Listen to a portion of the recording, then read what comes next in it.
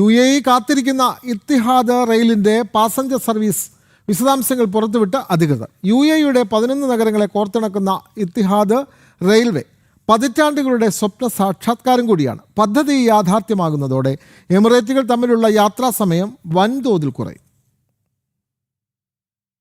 Etihad റെയിലിന്റെ passenger train service ഈ വർഷം അവസാനത്തോടെ ആരംഭിക്കാനുള്ള അവസാനഘട്ട പ്രവർത്തനങ്ങളാണ് പുരോഗമിക്കുന്നത്. മികച്ച യാത്രാ അനുഭവമാണ് എത്തിഹാദ് റെയിൽ പൊതുജനങ്ങൾക്ക് വാഗ്ദാനം ചെയ്യുന്നത്.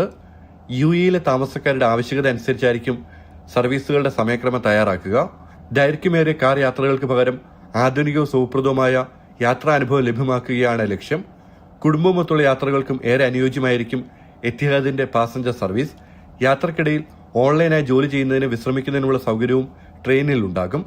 ജനസാന്ദ്രതയുള്ള മേഖലകൾ കേന്ദ്രീകരിച്ചാണ് സ്റ്റേഷനുകൾ തയ്യാറാക്കിയിരിക്കുന്നത്.